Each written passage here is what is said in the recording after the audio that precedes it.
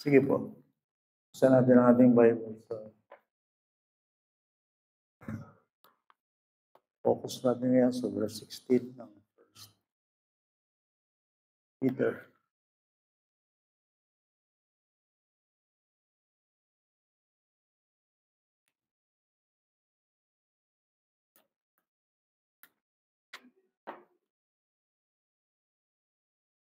Last Sunday po sa verse 15 tayo. Ngayon, verse 16, verse Peter chapter 1. Sapagkat nasusulat, kayo'y maging banal. Sapagkat ako'y banal.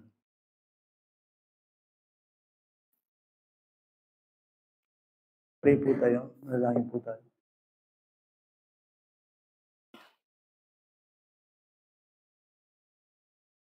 Panginoon, marami pong salamat muli sa binigay mo sa aming umaga. Pribilehyo ito na ang walang kakupas-kupas na iyong salita ay muli namin maririnig at mapapag-aralan. Ang papurihan nawa po kayo, maitaas kayo. Samantalang kami nag-aaral, tulungan mo po kaming maunawaan mga salita ito na nasa. Natanong mo ng mga katotohanan ito na nais mo maintindihan namin ang aming kaisipan. Narito kami upang muling matutuhan ang inyong salita. Gawin niyo po itong angkop sa buhay po namin. At nagpapasalamat kami dahil may inaman kami kay malakas.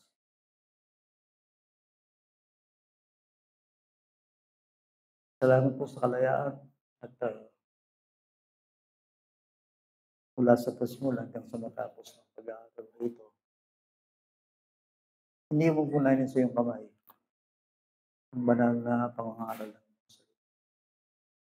Usap kayo sa bawat isa. Kayo ang nakakikilala sa amin kung ano ang kalagayan. Maraming pong salamat, Panginoon, sa mga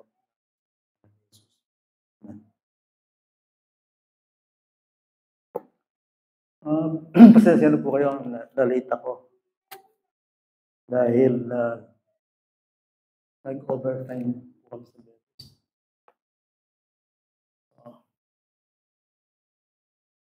Sorry po. Hihingi din ako ng excuse sa inyo, baka hindi ako makapagturo mamaya. Pero meeting doon, hindi pwede iwasan.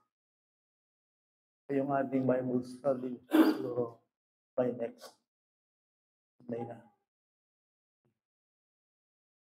Ang ating paksa, topic, yung part 2, ang title ko rito is Our Need for Holiness.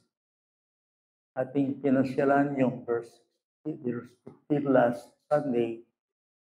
Ngayong umaga ay nasa verse 62 tayo at muli ko itong babasahin verse Peter. Sapagkat nasusulat, ako'y maging banal sapagkat ako'y banal.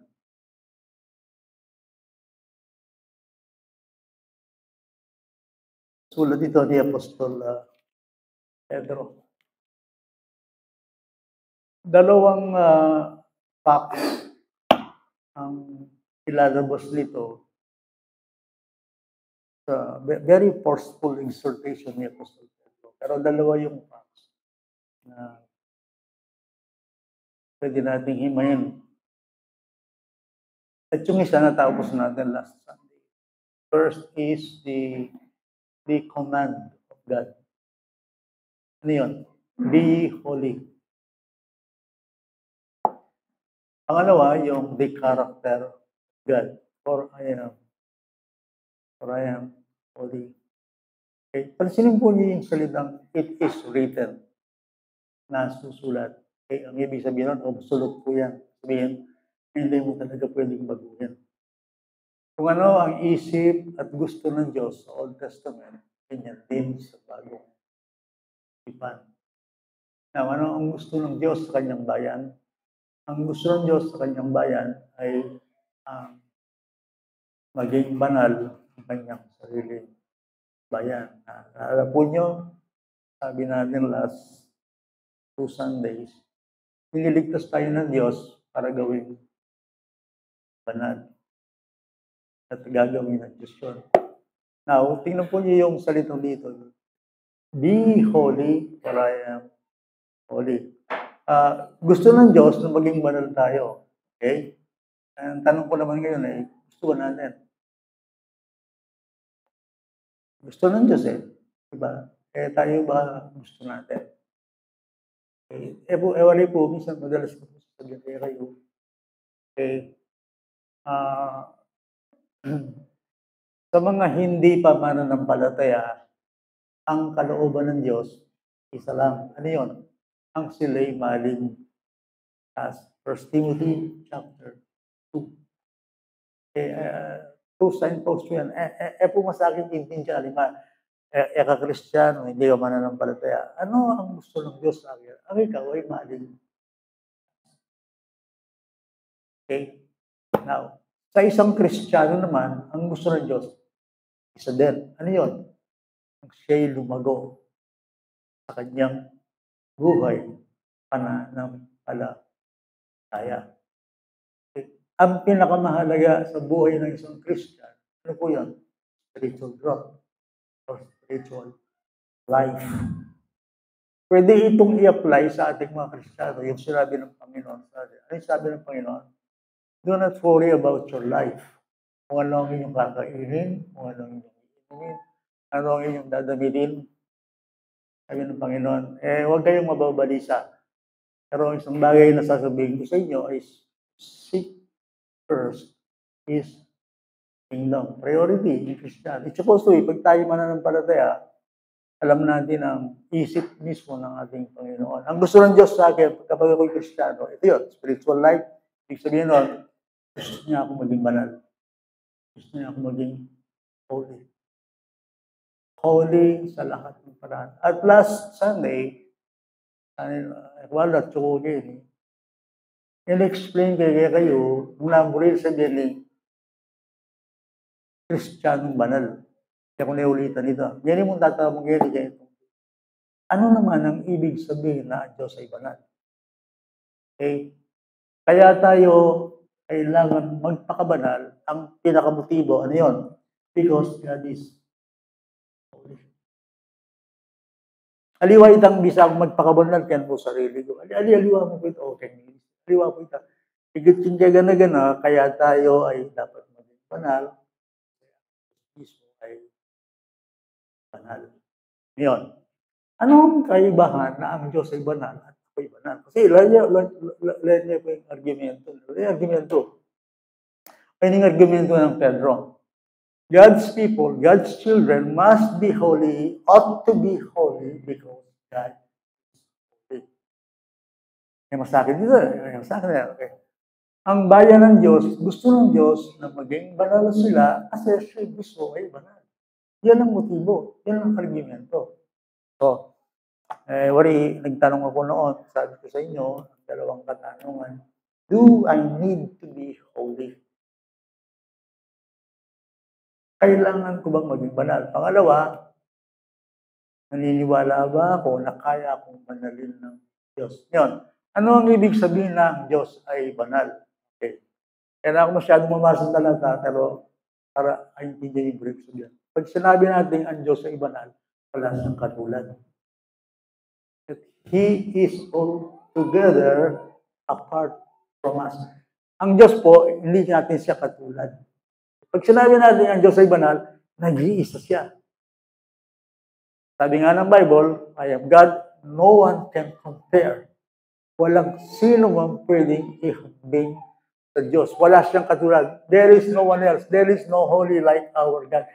Yung Ginoo, may kaintindihan, isto ng Diyos at inyong maging kalupa ay Diyos.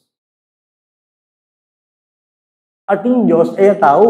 God, hanapin yung Bible, ang kaibahan ng Diyos sa atin, hindi siya nakakapagsinungaling. Ano pa ang kaibahan ng Diyos? Hindi siya nagkakasala. God is light and in Him there is no darkness at all. Ang kaibahan ng Diyos sa atin, siya ay walang katulad, walang dilim. Siya ay isang Diyos na, pero mo, I imagine yung Diyos lahat pa simula. Sabi nga ng Bible, 57 ng Isaiah, ang sabi doon, God who inhabits eternity, and your name is holy. Ang Diyos, wala siyang pasimula, wala siyang wakas. At ang Diyos ay hindi siya nagbabago. Imagine niyo po yun, lahat ng paligid natin ay nabubulok, nababago. Pero ang Diyos, hindi siya nagbabago. Kaya nga, iba, madalas na sabihin ko, yung Diyos ay mag-birthday. Ang Diyos sa pagkatapos ng 1,000 taon, siya pa rin, hindi siya natututo, hindi siya pwedeng turuan. Absolute purity and absolute perfection.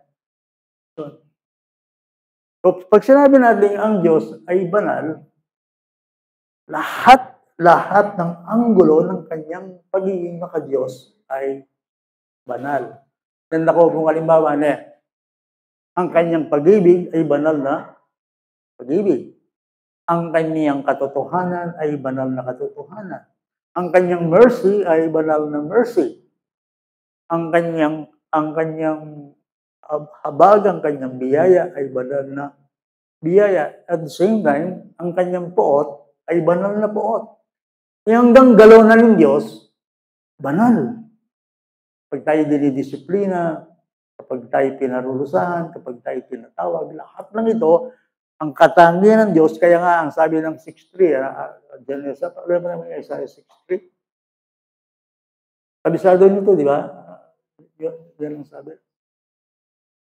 Ito yung tinatawag nating humuhubog at lahat ng sulok ang Diyos ay kinakalatan ang kanyang pagiging Diyos ng kabanalan. Wala mo po nung yung kapampangan, agyang nung ka rin ni Gilian, lunto kayo Diyos. Di ba sabi ito 6.3? At tinawag ng isa ang isa at sinabi, banal, banal, banal ang Panginoon ng mga hukbo. Ang buong lupa ay puno ng kanyang dual katiyan. Hindi yung bigla lang, pero makakawani niya kay katamo. Separation, yung muli sabihin ng banal, separate.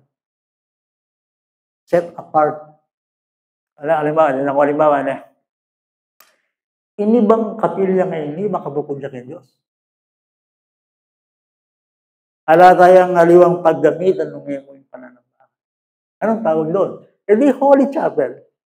Hindi ba, yung pulpito ngayon, gagamitan ng politiko? Ang mula tsing lagi yan. Hindi pwede. Bakit? Holy pulpit ito. Exclusive, bukod tangi, set apart, separate, ang Diyos.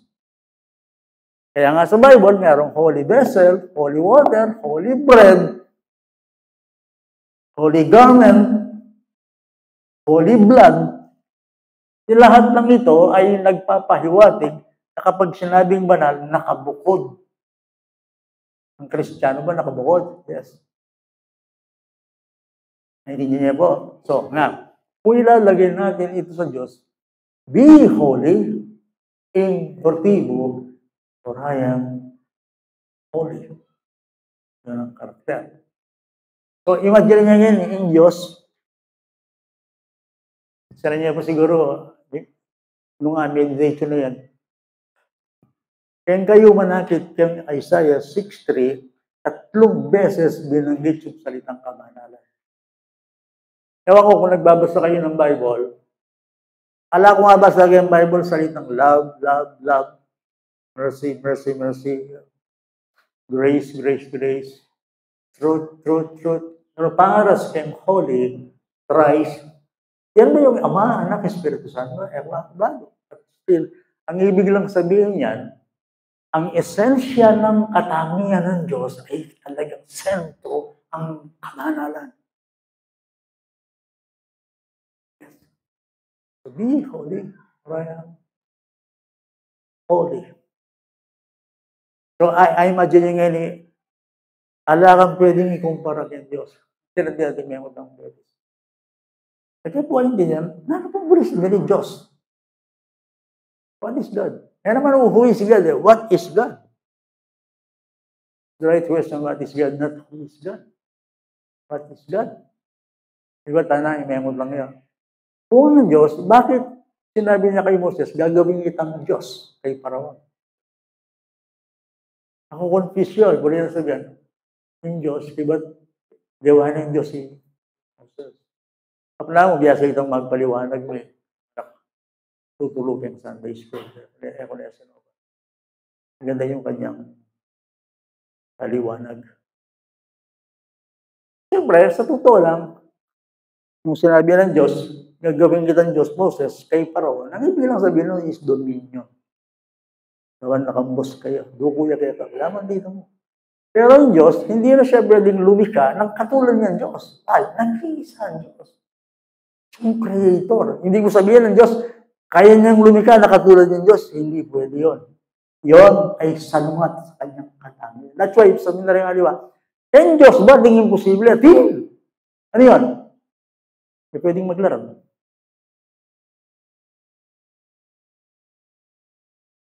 Wala. Hindi siya pwedeng mandaya. Ang Diyos, hindi siya pwedeng tuksoin. Hindi siya manunukso.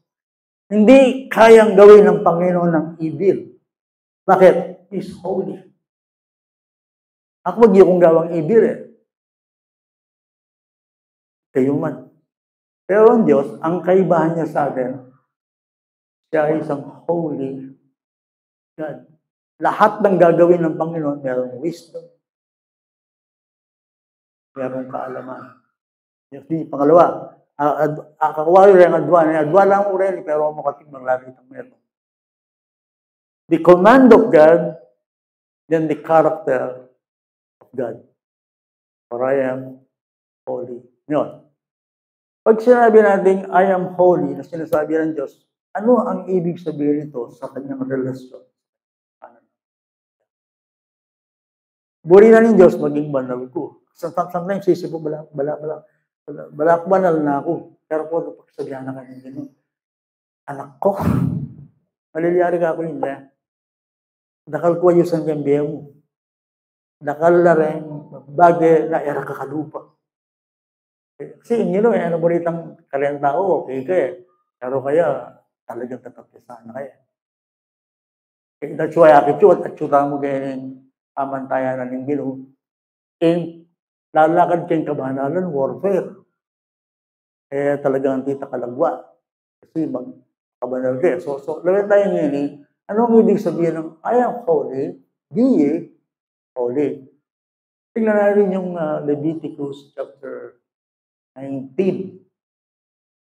Okay.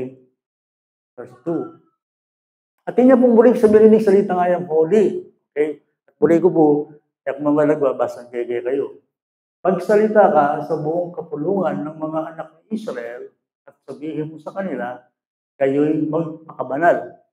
Eh, meron bang kaibahan dyan sa salitang kayo'y maging banal? Eh, ini magpakabanal. Kayo'y magpakabanal dahil sapagkat akong Panginoon, ninyong Diyos ay banal.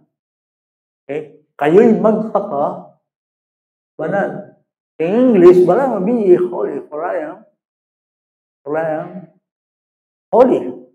Okay? Pasyahan niyo po, yung kabanalan po, yung kumatin, meeting mo ang dili. Yung po ako yung kabanalan kaya ng ating activities, ating youth, ating women's, ating men's, ating luwal kami, mag-evangelize.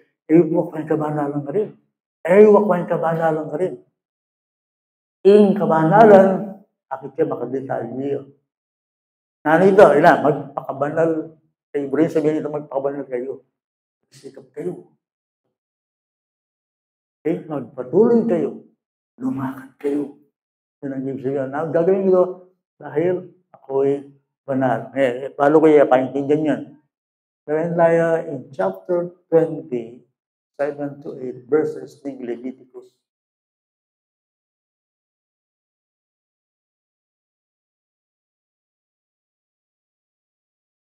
italaga ninyo ang inyong mga sarili at kayo'y maging banal. Ano po muna sabihin italaga? Sino kinakausap dito? Of course, Old Testament, kinakausap dyan ng Diyos ang kanyang bayan. Ngayon, ang kinakausap ngayon sa New Testament, ang church, ang iglesia, ang bayan ng Diyos, ang tinatawag na special nation or peculiar nation. Wala po sabihin kayo kanina po, nung Christian ka, ilang pagsabihan ng Diyos. Wala mo makatalakad dyan kayo ng gano'n, nakatayo siya dito, kinakausap ka. Ito ang gusto ko sa iyo, it is written, I want you to be holy. Kaya po, wala mo, parang ang Diyos, God Himself, parang siya yung nagsasalita sa harap natin. Ito ang gusto ko sa iyo, it is written, gusto kong ikaw ay magpaka-banal. Yan ang ibig sabihin na. Okay, tuloy natin ha. Dito, paano? Okay? Tutuparin ninyo ang aking mga tuntunin at isasagawa ang mga iyon. Ako ang Panginoon. No, that, papabanal sa inyo. Sino ba ang nagpapabanal sa Kristiyano? Hindi ikaw. Walang sino man, walang fellowship, ang nagpapabanal sa iyo mismo ang Diyos. Kasi po, papabanal. Kaya huwag yung banal ng salita mo. Obra na po ng Diyos ito. Obra ng Holy Spirit. Kita alam mo ng verse 2. 1 Peter chapter 1 verse 2. Pagkasa, bilis ko magyan Sinesa. Hindi ba pinag-aaralan natin yung 1 Peter, lumampa. Ilang buwan na yan. Ano yung sinasabi ng verse 2? Kanyo po rin Christian. Pinili at itinalaga ng Diyos, Ama, at ginawang banal ng Espiritu upang sumunod kay Jesucristo at mawisigan kanyang dugo, biyaya at kapayapaan nawa ang sa inyo'y sumagana o sa aguli. Ang Panginoon, hindi niya inuutusan ikaw na maging banal hanggat hindi ka banal. Ikaw ay mo rin sabihin ka rin? Bayo ka magpakabanal, dapat banal ka.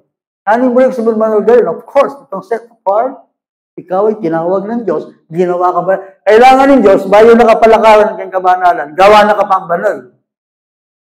That's your position. Sana naintindihan niyo ito. Pasensya niyo po yan. Mas nauna yung ginagawang banal ng Espiritu bago yung sumunod kay Jesucristo. Bakit ganon? Hindi ba, minsan, ang tendency ganito, susunod ako sa Panginoon para maging banal ako. Wrong. Sunod ko kay Diyos, bakit maging anak na ako ng Diyos? Wrong again.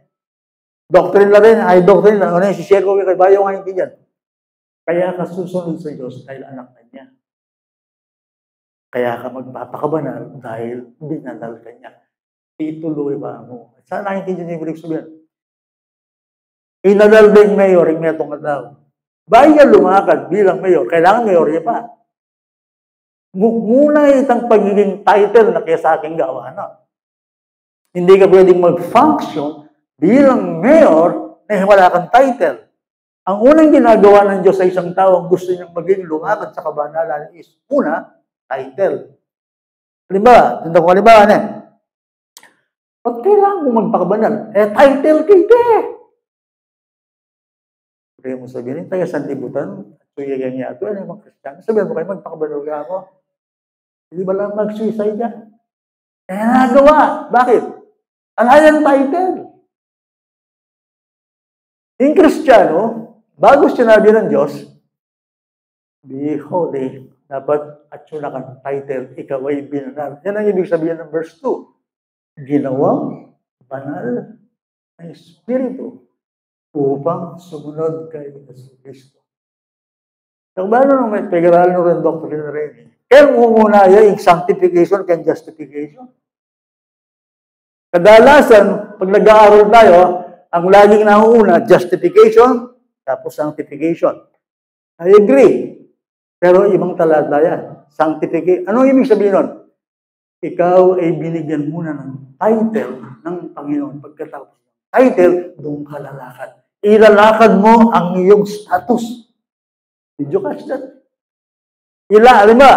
Kaya ka maging Kristiyano, uling lalakad kang Kristiyano, uling Kristiyano ka, lumakad ka bilang Kristiyano. Mumuna yung lagi yung title.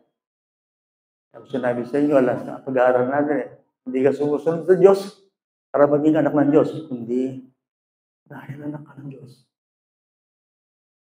susunod ka sa Diyos. Maliwanag ba yun? Sabihan mo po kayo kapatid, gusto nga intindihan mo muna yung doctrine, yung practical. Sumulong ka. Kanyang maglula rin ang alimang Christian eh. Muna yung practical kaya doctrine. Po pwede ka. Kailangan kang bali, muna yung foundation, tapos yung column. Hindi pwedeng magawa ng isang Kristiyano na hindi siya matututo sa inilatag na pundasyon ng Panginoon. Okay? Kasunod, ginawang banal sa Espiritu. So, once na ang isang Kristiyano ay tumanggap kay Kristo at napatawad sa kanyang kasalanan, yung kayang title, banal, holy, saint. Ngayon kanita kalumakad ganyan, kaya kabanal, o yaling gawa na kaya kanya ng Ginoo. I-display na ni Diyos kaya kanya nung makanan. I am the Lord that sanctifies thee. Ako ang Panginoon na nagpapabanal sa iyo. Nung sabihin ng Panginoon, be holy, ako yung magpabanal kayo. Why? Now, punto. Wala, ano? Mura mo sabihin, Pastor, automatic maging banal na. Po, maging kulto ka nito. Istunin niya itong bagay, relasyon ng Diyos, pamalaguan ninyo, kulto kayo. Ang scriptural lang kalita ay raus po. Ano mang bagay na pakikipagrelasyon sa Diyos, minamadali ninyo. Kaya na kayo karang kulto. Kaya magubrang ng tita yung Diyos. Naintindihan nyo, ba? Nandito ka. Gusto mo kaagad-agad, banal ka. Gusto mo kaagad-agad, malago ka. Gusto mo kaagad-agad, kamukha mo si Kristo. That cannot be. Bakit? Hindi ganun gumalaw ang Diyos.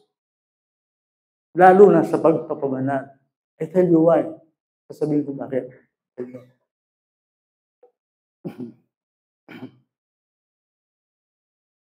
Hindi kilala kayo ni Lord Betis na kanito. Kaya nakalabalo yung Bible. Pero minsan sinabi nakakuha na. Basta, kailan po matitigil itong struggle na ito? Sa struggle yung sin.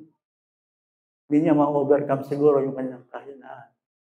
Pero marami siyang alam na Bible, matagal na siya. Pero isa siya na isa, diniretso na ako, yung meeting. Pastor, kapalang pumitok na ini. Sasabihin niya kasi lagi, kahinaan, problema. Kristiyano, lagi yung magkamali, lagi yung may kakasala. Na-overcome sa sarili ko. Kapalang pumitok ng niyan. Ibalik sabihin, malawang Kristiyano supposed to be, wala na siyang warfare. Wala na siyang pakikidigma. Well, yung sabi ni Bible, kabang nandito ka ganyan atong hindi mawawala ang digma, ang laman at spiritual. Kung iniisip mo, Kristiyano ka, wala kang struggle, then hindi natin naintindihan. Kaya nga, katulong mo, Diyos eh. Siya ang magiging kalakasan mo at siya wala kayo, hindi siyang magpabanal kaya. Kung anong gawang ko, kaya lang, makipag-cooperate ko. Okay? Kayo wala kayo sa litang, dewanan ka ng Diyos. That's not true. That's not true. Ginawa lahat ng Diyos para sa iyong kaligtasan. Pero yung i-display ng Panginoon, kanyang kabanalan, gusto niyang maintindihan mo yun. Ano magiging papel ko doon? Okay. Lamit ang 14, being 1 Peter 1. Bali, papilyo ini. Oren rin ayuwak ikawanan. Ano yun? Tulad ng mga masunuri, mga anak, huwag kayong gumaya sa masasamang pagnanasa ng inyong kamangmangan noong una. Ano gusto niya? Ang kabanalan at ang pagsunod, magkasama yan. Kung gusto mong maging banal, susunod ka, sinasabi. At ikit mo itong nandiyan ng Leviticus 20. 7, 8, tingnan mo nga pa. Bilis ka mo dyan. Yan yung gagawang ko kaya kamayayad ka dyan. Tutuparin ninyo ang aking mga tuntunin at isasagawa ang mga iyon. Ako ang Panginoon. Nagpapabala sa inyo. Ikunekerning katang kanang Genesis, masunurin. Pag sinabing kabanalan, laging kasama yung obedience. Obedience, obedience, obedience. Obedience, obedience. Pagsunod, pagtalima, pakikinig sa Diyos. Ngayon, ang Diyos ang nagpakubanal sa'yo, pero ikaw ang susunod. See? Anong susundin ko? Well, ano yung kanyang mga salita? Yan ang kanyang mga utos. Akakway ko po. Karugo pwedeng maging banal, maging kaluban ng Diyos na alayoin kanyang salita.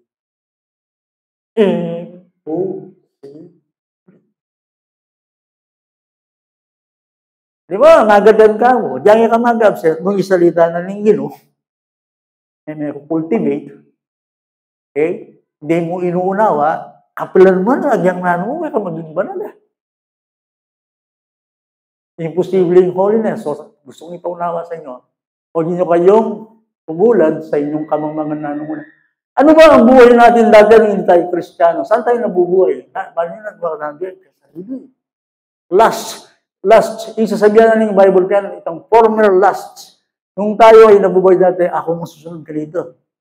Kaya bali salita na ng Diyos. Kaya kilala yung Ginoo. Yung malilari buri, ako ang pang sanlibutan. Yan, sanlibutan. Yung kakong atmosphere, yung kakong kalagang status ko, yung sunod kang sanlibutan. Ano ba ang sanlibutan? Well, yung sanlibutan, sabihin kayo natin sanlibutan. Yung sanlibutan, yan naisipan ng Diyos. Isipan ba yung Diyos ng tao po, masakit siya, kung emergency, kung magsakit, kung collapse, kung kanyang problema. Yung sanlibutan, naisipan ng spiritual, naisipan ng kaladuan, naisipan ng kayamgi, relasyon kay Diyos. Sanlibutan. That is, yan ang ibig sabihin ng pagnanasa nung una kayo nabubuhay sa inyong kamangmangan. Naintindihan niyo ako? Yan ang ibig sabihin. Sabi niya, sa halip, maging masunurin kayo, at huwag niyong hayaan na mangyari pa sa inyo ang inyong kamangmangan noong una. Kaya kakalimutan, bayan ngayon din dyan, yung Kristiyano, ngayon at yung awesome ng old life. Dati ang tinig ko. Dati, akin siya sa libutan, tumitipon lang, sabihan ng Diyos. Pag-uusapan nila ng Diyos, pag-uusapan nila ang mga bagay ng spiritual. Hindi pag-uusapan nila. Pag-uusapan nila ang mga bagay ng spiritual. Hindi sila nabubuhay. Kaya po magsalita kayo, in Kristiyano, magsalita lagi extraordinary things. Bala mo, kabalbalang karengaliwa. Huwag lang sabihin kayo, nung halimbawa nga niya, hanggang swerte, kayo, importante yan. In the light of eternity. Basta nyo rin salita ng Ginoo, nung importante lang pera. Basta nyo rin salita ng Ginoo, nung importante kayamanan kanya. Basta nyo lang. Sabihin mo nga your best life now, at saan kayo kayong best life now. Importante ito. Importante yung kaladwa mo. Hindi ko sinasabing pababayaan mo. Sinasabi ko lang, ang nanong yan, nasabihin Jesus Christ kaya yan. Extraordinary yan. Kasi ang usapan sa Bible lagi, ang buhay na walang hanggang kasama ng Diyos. Ang buhay na ito, walang kamatayan, walang kasalanan, walang problema, walang takot, walang kadiliman, lahat na ito. So, pag tinanong nyo si Jesus Christ, matindi yung gano'n, akatisuran niya, ayaw ko matisod ka na. Gano'n mo sayanin gano'n. Isang kailangan. One thing is necessary. One thing is needed. Ay, extraordinary na rin. Pero, yung pagsalita mo ng minsan niya, dahil dubuli. Unangin kahariyanan ng Diyos. Aluban ng kilala ko kayo yung malaki. Yan niya ang called by atay.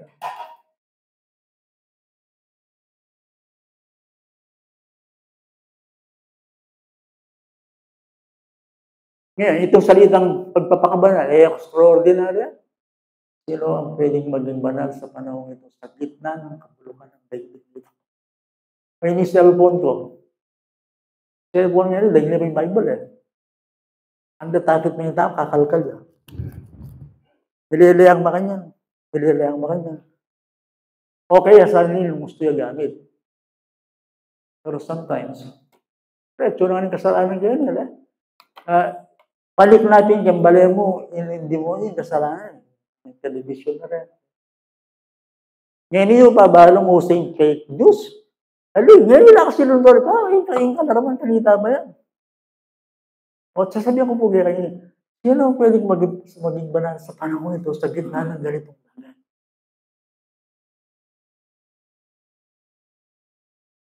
Posible ba sa Diyos? Yes. Ngayon, sino nagbasa ng scripture?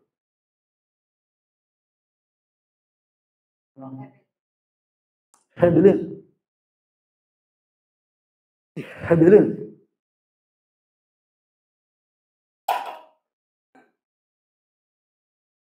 Anong oras mo na-receive yung text ko? 2:00 ng madaling araw. Parang gano'n. Okay. Hindi kaya ako nagtanong iba. Parang mag-sure lang ako. Ang binasa niyo ba John chapter 17? Okay. Now, sasabihin ko sa inyo ito, paano babanalin ng Diyos ang kanyang bayan? Anong kanyang magiging means or instrument? Okay, ulitan siya ng ganyan po. Katama po kulto eh. Dahil kulto, wala na rin, tambing-tambing. Alam mo na akin, pambihira. Ano po ba kanyang Christian? Yung ginubo, process, progressive. Dahil sanctification is progressive. Okay, ano ibig sabihin ng progressive? Step by step. Bakit? Ngayon, anong gagamitin ng Panginoon? Yung binasa kanina ni John chapter 17. Now, dahil niya pumasa na mo, dito ko tayo. Tingnan natin paano mag-sanctify. Magiging malinaw sa inyo paano ko tinatrabaho ng Diyos. Okay? Kasi hindi pwedeng hindi magtrabaho ang Diyos sa atin. Nasa ministry tayo eh. Even pag nasa church ka, nag-evangelize, nag-worship service, hindi pwedeng hindi ka trabahuhin ng Panginoon. Okay, na alam pa paano na tayo tinatrabaho? Well, ito yun, no? 17. Tingnan mo na, dito tayo nagbabasa, Genesis. Chapter 17. Saan ba tayo nagsimula? Sa verse 6, no? Okay, tayo muna po. Okay. Ipinahayag ko ang iyong pangalan sa mga taong ibinigay mo sa akin mula sa sanlibutan. Sila ay sa iyo at sila ibinigay mo sa akin at tinupad nila ang iyong salita. Sino sila? Sino iyo? Parang nang minunang Christian. Ang dali niya yung Kristiyano, po aksidente. Kayo manyamba. Yung Kristiyano, bininingib pa kayong anak. Ganito ba yung sa atin ngayon? Yes. Ako, tinawag ko ng Panginoon, ibinigay ako ng Diyos Ama kay Kristo. Kaya ako lumapit kay Kristo. Ganon din kayo. Ngayon, ano ang tinanggap natin kay Kristo? Ayan o. Tinupad nila ang iyong salita. Ngayon, ay nalalaman nila na ang lahat ng mga bagay na ibinigay mo sa akin ay mula sa iyo. Sabagat ang mga salitang ibinigay mo sa akin ay ibinigay mo sa kanila at kanilang tinanggap at totoong nalaman na ako'y nagmula sa iyo at naniwala silang ikaw ang nagsugo sa akin. By the way, sabi mo, ano talagang bibiyanan ng Diyos kaya tao? Higit yung subla. Yan? Ali! Yung word! Life! Ang totoong ibinibigyan ng Diyos niya. Kaya, totoo, panwala ko. Hindi na nakatahan ng ganito. Isnawa. Binibigyan tayo ng buhay, ng pangangailangan. So, binibigyan ng Diyos yun. Pero higit sa lahat, ang ibinibigyan ng Diyos sa atin, salita, buhay spiritual. Nakakit ko siya nyo yan. Binigyan ko rin salita mo ko rin. Yung kailangan ng Kristo ng church, din ang makikiramdam kayo. Naling church ng Jesus Christ, naling pupunta na kayong pulpito. Di ba yung blessing? Di ba ito? Blessing. Aling pupunta na kayong pulpito rin kang Kristo. Yung salita. Naling salita. Itin mo muna. Kaya nga hindi tayo pwedeng mag-church ng walang salita. Ang salita ng Panginoon. Kaya nga sabi niya, idinadalahin ko sila, hindi ang sanlibutan, ang idinadalahin ko hindi para doon sa mga ibinigay mo sa akin sapagkat sila iyo. Aliwa yung sanlibutan yung pag-pray ko. Wala po na. Sa akin yun, ng holy people, may aus na rin ng Christian. Yung tinanggap yung ginulang niya sa Kristo. Hindi ko idinadalangin ang sanlibutan. Kasi alam ng Panginoon na sa Kristo, ang sanlibutan, hindi sila makikinig sa Kanya. Hindi susunod sa Kanya. Ang sanlibutan, ang sinusunod, ang sanlibutan. Ang mga tao patuloy na laloy sa Kanya. Kaya paliwanag niya, kayo po tayo isipan yung naning Kristiyano. Ano tama din tsura kayo, sino man tayo, tandaan nyo. Kung ang Diyos ay kasama natin at siyang tumawag sa atin. Hallelujah! Ganun ang buhay. So, na kay Kristo, ibinigay ko ng Ama, may nagmamayari sa akin. So, at ngayon ay wala na ako sa sanlibutan. Subalit ang mga ito ay nasa sanlibutan at ako'y paparayan sa iyo ang palal, ingatan mo sila sa iyong pangalan. Sila. Ay ibinigay mo sa akin upang sila yung maging isa. Gaya naman natin na iisa. Habang ako'y kasama nila, iningatan ko sila sa iyong pangalan. Sila na ibinigay mo sa akin. Sila'y binantayan ko at isa man sa kanila ay walang napahamak maliban sa anak ng kapahamakan upang matupad ng kasulatan. Ngayon, matas yung doktrina yan. Yung kaligtasan pagtuto, pwede yung mawala. Aliya! Kapag ba ang isang Kristiyano ay tunay na naligtas, ang kanyang kaligtasan hindi na mawala. So may wala yung kaligtasan, may wala niya naman yung Diyos. Kaya nga, di ba, may ako yung kaligtasan. Niligtas ko. May kasalo. May ako yung kaligtasan. Ganun ba yun? Pag ang isang tao ay pinagrawat ng Diyos at tunay na naligtas, hindi siya pwede mawala. O rin na may wala, Judas. Pero malipas sa isa. Si Judas Apostol, nasa ministry. Bakit siya nawala? Naman may ligtas eh. From the beginning, hindi siya ligtas. Posible ba ang isang pastor nag-preach, hindi mo siya say, yes. O yan yung mga kapangilabot kang biyan. Ating false apostles, false pastors, false elders, false workers. Posible ba na sila yung nasa ministry? And yet, hindi sila saved? Yes! Eh, Judas magpalayo siya, kaya ganun Jesus Christ siya eh. Pero hindi siya niligtas. Nasa ministry, pero hindi siya saved. High doctrine na yan. Sinasabihan ko kayo. Kapag ang tunay ng Kristiyano, yung naligtas, kung siya naligtas, hindi siya mawawala. Pero kahit si Judas ay napahamak. Kasi nasa ministry, yan ay ibigay puso na kang Jesus Christ.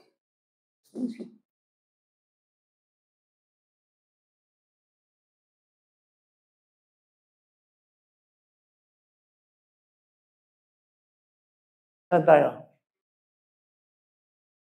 Ngunit ngayon ay pupunta ako sa iyo ang mga bagay ng teach nabi ko sa libutan upang sila magkaroon ng aking naglalakang ganap sa aking kanilang sarili. Ibinigay ko sa kanila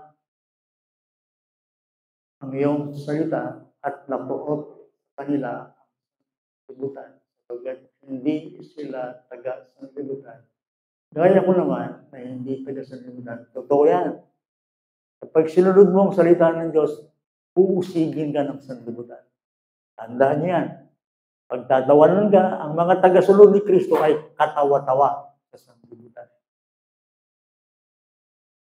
Hindi ko hinihiling na alisin mo sila sa sanlibutan, hindi ingatan mo sila mula sa masama. Hindi sila taga-sanlibutan, gaya ko na hindi taga-sanlibutan. Now, ito yung keyword, key verse. Ito yung key verse. Pinag-aralan natin. Pakanano yung magpabanalin Diyos and believer? Paano niya gagawin yun? Ito yun. Pabanalin mo sila, katotohanan, ang salita mo ay katotohanan. Pabanalin mo sila sa katotohanan, ang salita mo ay katotohanan. So, nagani. Halimbawa, hindi mo. Okay. Paano ako babanalin ng Diyos? Anong gagamitin niya? Ang gagamitin ng Diyos, ano? Truth. Truth. Sanctify them. Okay, hindi niya kanina sanctify. Ibig sabihin sanctify ang tini, sanctify ang tini. Saka yung body, at saka yung barabil yan. Kalala na yung idusog ka rin. Kakawani niya man na kayo. Inihiwalay. Kasi set apart for God. Inihiwalay unti-unti. Ang babagaling, tatapyasin. Anong gagamitin? Truth. Word. Word. Automatic. Yung sanctification po, automatic. Suddenly, magkamali kayo yan. Hindi siya kagad-agad. Ang sanctification ay progressive process. Unti-unti ang gagamitin ng Panginoon ng kanyang word. Ibubukod ka, araw-araw, ibubukod ka ng Panginoon. Ginagayo ka sa kanyang salita. Anong gagawin ko sa kanyang salita? Susundin mo at tutuparin mo ang kanyang banal at makapangyarihang salita. So, sanctify them with thy truth. Thy word is truth. Thy word is truth.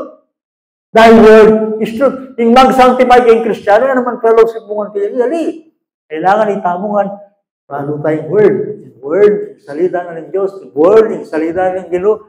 Siya ang nagsasanctify sa atin. Sanctify them with thy truth. Thy word is truth. Dito nga, hindi siya automatic. Halimbawa, yan yung algorithm. Yan yung tambing-tambing, malago ka. Ngayong araw na ito, tambing-tambing, banal ka. Tambing-tambing, wala kang kapintasan. Kara-karaka, ikaw ay talagang malakas. Ay, hindi ganoon. Hindi ganoon ang sanctification. I am the Lord. I am holy. I am the Lord who sanctifies thee. Iuundin kita, ilalakad kita, tutulungan kita, as long as na sumusunod ka. And thy word is to sanctify them, Father, by thy word, and thy word is truth. Kaya kung tatawag kayong prakdel, malapit na ako, bitak muna yung prakdel. Ano ibig sabihin nito sa lahat? Dahil yung Bible kay Ephesians. Paano mag-sanctify ang truth? Ephesians chapter 4.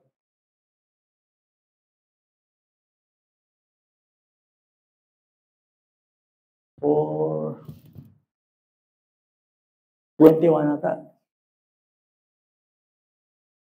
So, ito yung mga bagong buhay kay Kristo. Rin yung bagong born again. Kaya ba yung tao gusto may born again? O yan yung ito.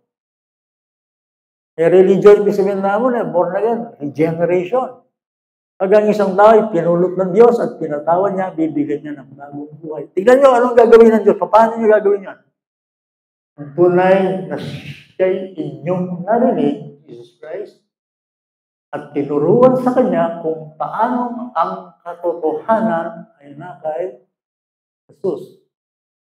Ulitan nga. Ano ang magpapabanal sa tao? Ulitan nga, please. Truth.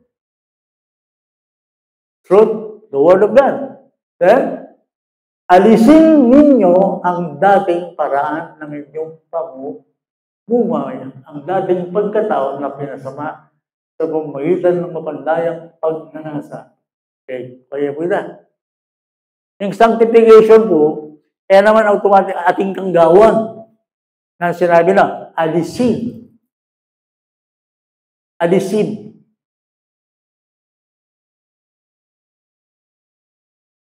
Ano yung maalisin? Ano man may kaugnayan sa ating kasalanan, sa ating lumang pagkatao. Yan po. Etani ba yung ugali kende, ang dati mo susunod. Okay, actual na rin, malinola po rin, no? 23, at magbago sa espiritu ng inyong pag-iisip.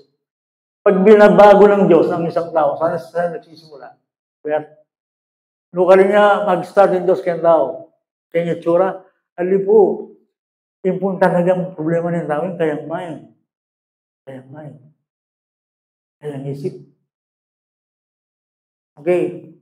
O kaya niya makitong yung Diyos kayang mind dali ng tao. Minsan kasi bala mo, holy ka, pero minsan, karkalalas kayang tao. Ang narelalagi, sumangalbelang porno rin. Sumangalbel ka rin gadget na rin. Kaya aiwasan mo ito, paka-display na rin babae makanya. Bibilit yung isip. Balo dami ito. Hindi ang lalaki. Balo mo naman yung lalaki. Lalaki may nalamat na rin. Pwede yung nature yun. Lalaki, may nalamata rin. Ay, kailangan mo nga iwasan eh. Kandili kang kwarto, mandarbi kang ating ka-cellphone. Kanya-kanyan. Kailangan mo nga iwasan ito. Kaya mo yung mga kalimuan. Ating Diyos sa talagang manakit. Ating Diyos, kung inangos na ka, nakatulangan ng gino, hanggang nakadadali sa'yo. Tandaan niyo, itong ating gino, magdali sa'yo. Magdali sa'yo, purifying, purging, concentrating, o yung gagawa ng Diyos, yung magpabanal. Kung abanal sa sarili ko, marinat ko isip eh. Ngayon, ikot lang na kayo kayo nila. Pag hindi nyo hinihingi sa Diyos ang salita, Lord, banalin mo ako. Yan yung kabisang masaya. Yan yung kabisang masaya. Tandaan niyo, sabihan natin in Hebrews, without holiness, no man will see the Lord. Tandaan, dahil natin, mayroon tayong iyak sa Panginoon. Ako sinasabi ko, Panginoon, banalin mo ako, tulungan mo ako, Panginoon, sa akin. Ganito. Pero pag halimbawa, ayaw mong gawin yung sa iyong buhay, tinatalikuran mo lamang, hindi, ayaw mong maligtas. So, kung itutuloy natin ang sinasabi ng Bible, at kayo magbihis ng bagong pagkatao na nilalang ayon sa wangis ng Diyos, katwiran at kabanalan ng katotohanan. Tayo representing ginunong yata banal eh, kasi banal niya. Di ba? Mag-preach yung temple dito. I-preach ko banal niya. Baka naman kayo kung inong yung magpakabanal. Kayo mag-evangelize kayo. Bali yung kasandata para mag-evangelize ko, makapag-share ka tao. Naman technique, naman external method. Tali, kailangan kang maging holy. Pag mag-share ko ka rin kaludwa. Halimbawa, si sharing gospel. Naman technique yan, naman method. Naman si pag-ali. Kailangan kang evangelism, pero susi, your life, your character, your relationship in Diyos, in kang astral instinct, yung relasyon mo kang Gino. Importante ito. Ito yung burin ng Gino. That's why, by the evangelism, sinabi na sanctify them with thy truth. Thy word is truth. Even kang ministry, makanyan. Yung involvement, yung activities, yung meron nga sandata is to be holy. Holy. Right spirit. So, pagkatapos itakwil ng kasinungalingan, bawal sa iyo magsalita ng kaluluwa. Bawa, ini. At yung minsan kaya daw, yung lying spirit eh. Ano yung lying spirit na, no? Ang daram na. Ang ganda ng kapilya, sabi na, miyembro lang. Kapilya, Christian lang. Pero ang mo kalaram. Ngayon ko lang, pakanalok-ngatok na, kali, bako nakakot, bako, stop it, nakamado na.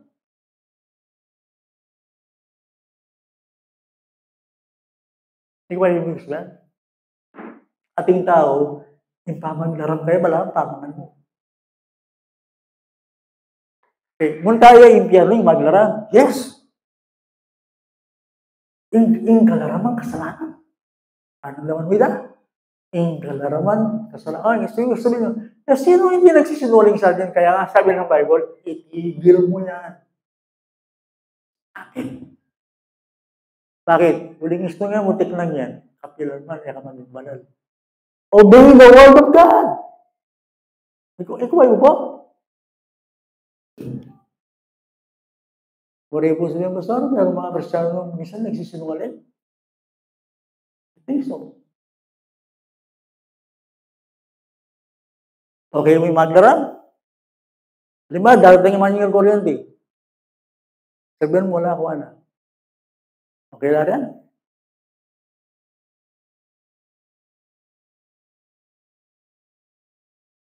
Bri mo sabihin, yung ginawa, nakatago pa rin yan.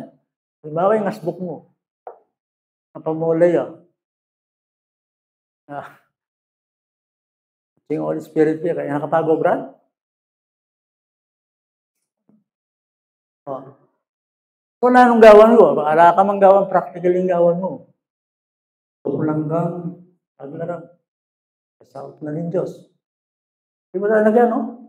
Ang bawat isa yung magsalita ng katotohanan sa kapwa sapagkat tayo'y mga bahagi ng isa't isa. Magalit kayo, ngunit huwag magkasala, huwag hayaang lubugan ng araw ang inyong galit at bilang pagkakataon ang sabi. At yung kilala kayo may atong kalugan. Pareho lang maganda kayong kapili at yun lang yung T-contra. Pero ang Facebook na.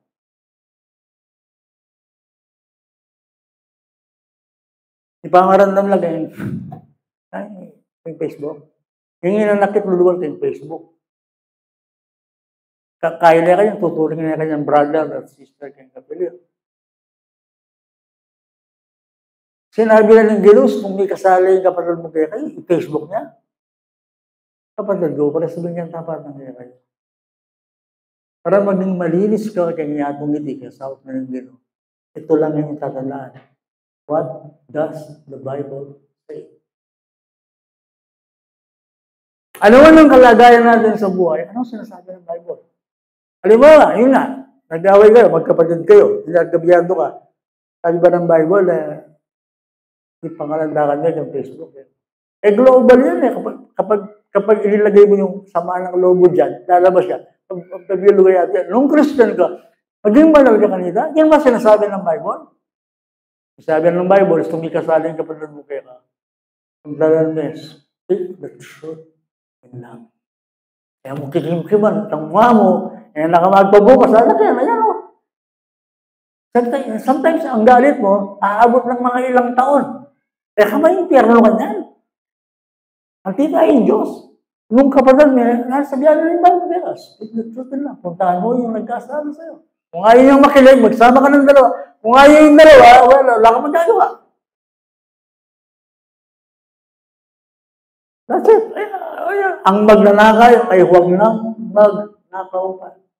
Nang mag-upsin na kayo po, pipitik kayo ka rin, upsin ka rin, boss.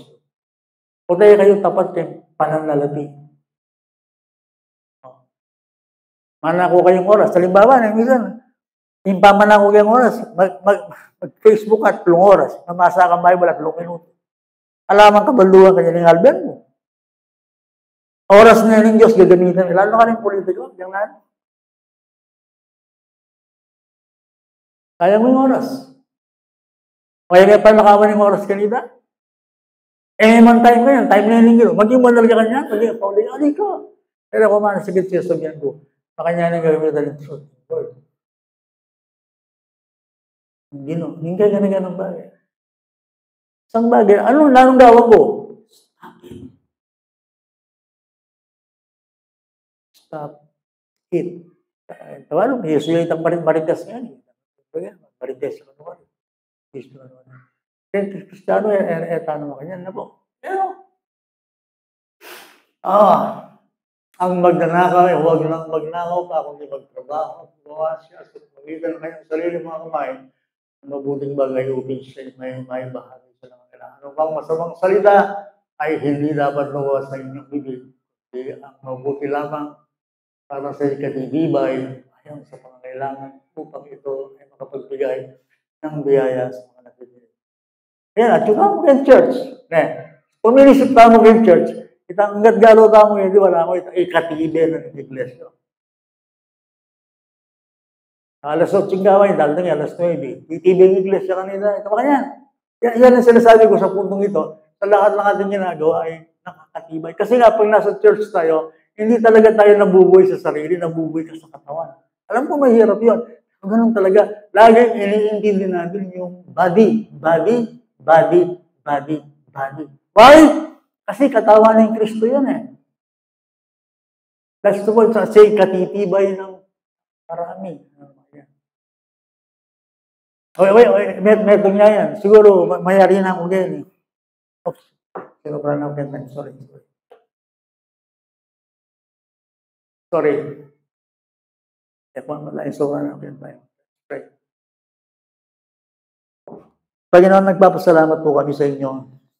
Hindi ba naman sa amin ang kaalam nito. Pero hindi mo ipinagay sa amin kung sino ka.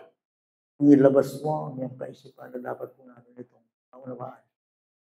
Maraming pong salamat, Panginoon, na kahit kami hindi karapat-dapat, guilty, mga rebelde, mga kaaway mo dati, pero ibinigay mo ang iyong buhay. Hindi po ba nakasulat din sa John chapter 7? Hindi lamang po namin natapos na pinabanal mo ang iyong sarili alang-alang sa amin upang kami maging banal sa aming pamumuhay. Pinupuli ka namin dahil hanggang ngayon ay tinatrabaho mo kami. hindi mabilang ang aming kahinaan. Sabi nga po ng Bible, Lord, if you will keep record to our sins, we cannot stand. Kung itatala mo, ililista mo ang aming mga pagkukulang, hindi kami tatayo. Subalit sa iyo ay may kapatawaran. Nandito kami umiyak, humihingi, please Lord, sanctify us through and through. Maraming pong salamat. Hindi man namin kayang banalin mismo ang aming sarili. Pero kami sumasampalataya na ikaw ang Diyos na nagpapabanal sa aming lahat. Salamat sa iyong salita na siyang nagiging instrumento mo upang kaming lahat, Panginoon, ay maibukod at makapamuhay kami na naaayon sa iyong kaisipan, na naaayon sa iyong banal na kalooban. Tulungan mo po kami mahalin ang iyong salita, matutuwa ng iyong salita, at ipamuhay ang iyong salita. Maraming pong salamat, Panginoon, sa aming binasang talata. Be holy, for I am holy. This we pray, Lord, our God, the strong name of Jesus Christ. Amen.